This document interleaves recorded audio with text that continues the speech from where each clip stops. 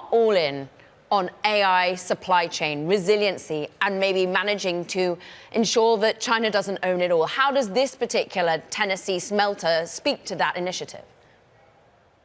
Well, Caroline, it's great to be with you, and it's great to be on your show. So during my confirmation hearing back in June, the Senate asked for a strategy, and the president's national security strategy gave them one. And every day, the State Department is wasting no time to give them results. Our economic security strategy is based on 4 pillars. We're rebalancing trade, and Secretary Lutnick, Secretary Besson, and Ambassador Greer have done a stellar job at renegotiating decades-long trade deals. We're stabilizing conflict zones. We're reindustrializing America to make sure that we maintain our competitive edge, and the deal with Korea Zinc is a major milestone in that effort. And ultimately, we're also securing our supply chains. Pax Silica provides the framework that allows us to work with our allies and partners to make sure that we can secure our supply chains in order to lead in the industries of the future. And we're very proud of the rollout of Korea Zinc. The Department of War was an instrumental pillar to the deal. And ultimately, this is the kind of whole-of-government approach that we're looking at advancing to advance our interests. Talk about that approach. In this case, it feels very much more like public-private partnership on a particular smelter. JP Morgan's in there as well with its initiative. On other cases, you're actually taking stakes in companies that aren't even American. How do you see it being fit for purpose on each individual way? So one of the reasons that we started the Pax Silica initiative is because the global supply chain is global. We wanted to get together with the Koreans, the Japanese, the Australians, the Brits, the Singaporeans, and Israel, because all of these companies bring unique attributes to the table. And ultimately, the deal with Korea Zinc illustrates the competitive advantages that some of our key partners and allies have in these areas. Ultimately, what we realize is that there is a new economic security consensus that's emerging across our allied space, that economic security is national security and economic policy is downstream of national security. And our allies are on the same page that this is not a line item, it's a prerequisite for national survival. So through Pax Silica, we're cooperating on economic security practices, as well as opening new channels for co-investment in fabs, data centers, as well as refining projects like the Korea Zinc refining facility in Clarksville. Ultimately, we want to pool together and leverage different investment vehicles that our respective governments have. In the US, we have the Development Finance Corporation, we have the Department of War, the Office of Strategic Capital. There are so many resources at our disposal. And most importantly, we have the world's best corporate ecosystem and innovation ecosystem. And this is where collaboration between allies, as well as between the public sector and the private sector, can really make a difference. When stakes are taken, for example, we're looking at a graphic showing $400 million for 15% of MP Materials, some might say this isn't very pro-capitalism. How do you speak to that? It's an investment in America. Ultimately, the Department of War needs various minerals in order to make sure that we have the best arsenal to deter our adversaries and maintain our peace through strength policy. It is in the preamble of our Constitution that it is a fundamental purpose of the U.S. government to provide for the common defense. And so the Department of War needs weapons to do that. In order to get the weapons that it needs to be able to have an ecosystem of suppliers that are reliable in times of peace as well as in times of war. And ultimately, the Department of War has demonstrated its commitment in order to use every tool in its toolbox in order to make sure that we actually have an ecosystem here in the US that can guarantee our critical supplies for minerals, especially in a wartime. So we're very proud of this project, and it's going to have dramatic spillovers on the commercial sector as well. Spillovers are on commercial sector. How much could we spill over in more countries joining? We're looking at the inaugural Pax Silica summit, the allies that joined, but some were guests as well. Taiwan, OECD, Europe in particular. Will more join? So we do expect a number of them to join in the first half of next year. We're talking to a number of countries right now, including India, among several others.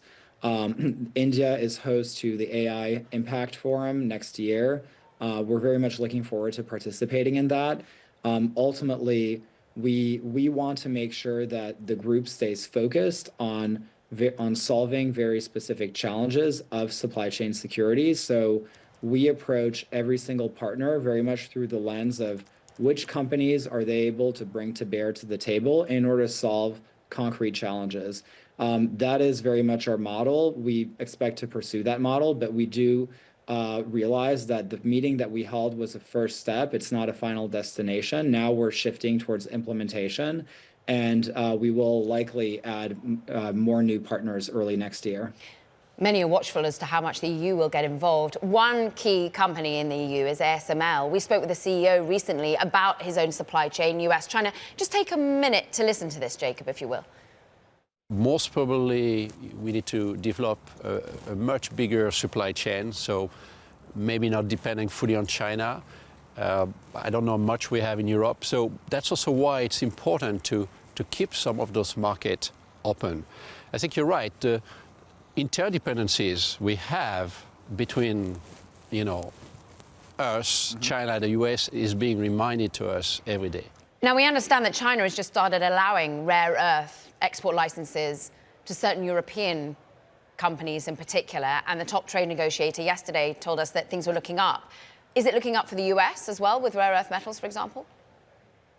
So we're seeing a very interesting debate take place in Europe, and Europe fundamentally has a choice between the loss of identity, the loss of industry, and the loss of borders, or they can choose regulatory simplification, energy abundance, and fair and reciprocal trade. There is an effort within the EU context aimed at regulatory simplification, which we find very encouraging. I will say we also find it very, very encouraging that there is a growing economic security consensus between the United States and Europe. And one of the examples of that is the fact that the G7 theme next year is global imbalances. And, as you know, the French government is not referring to weather patterns when they're talking about imbalances. It's referring to the fact that Europe is awakening to the economic security challenges of industrial over-reliance and decades of unfair practices. And we welcome that, and we want to work with them on that. The Netherlands did participate in the Pax Silica summit. We want to deepen that collaboration. And ultimately, we view Europe as an important partner, and we want to work with them as they, are currently working through to solve their economic and supply chain challenges as well. I mean, Jacob, many would say that Europe felt that your national security strategy, as was put out on December the 5th, was a real wake-up call. In fact, I think they saw it as a significant reorientation of US and its relationship with Europe. They felt sort of under threat and specifically criticized. How did you take on board that reaction? I think there is even the word used, civilization erasure, as you thought to tackle immigration or put your views forward on culture wars in Europe. Sure. So the president's national security strategy was not an insult. It was a diagnosis. It was the fact that he laid out in clear and simple terms that there is a turning point that Europe is facing. It can choose manage decline, bureaucratic paralysis, or it can choose rejuvenation, secure borders, energy abundance, and fair and reciprocal trade. We have our disagreements with Europe on how they approach the technology sector. We think that they are way too heavy-handed from a bureaucratic and regulatory standpoint over cutting-edge technologies. We believe ultimately that when they take steps to go after our companies, they actually end up hurting themselves by deteriorating the investment climate in Europe. With that being said, we do have notable areas of convergence, including on economic security. They are now experiencing the economic security and supply chain challenges that we are experiencing. They are having healthy, open debates about supply chain security. And the theme of the G7 highlights where their mind is at. And so we do see a healthy terrain to engage with them on supply chain security. We hope to seize that opportunity and actually expand it if and where possible. That term diagnosis, Jacob, you've been diagnosis for a long time, diagnosing the relationship, the security risks of US and China. You've been writing about it. You've been a public servant around it. You've done private company roles around it. What do you think the relationship with the US and China should be like? Because at the moment, the diagnosis is we're still dependent on 90% of our rare earth metals from there. Well, ultimately, the president's been clear that we want to have a constructive, stable, and positive relationship with China. And at this, we're going to do that all the while standing up for America and putting America first. And so he delivered a landmark speech back in July on winning the AI race. Our policy is we want to win the AI race because we want to put America first. And so we're never going to apologize or back down from defending American interests. We believe that winning the race has two main vectors. We need to have the best innovation and we need to have the most diffusion.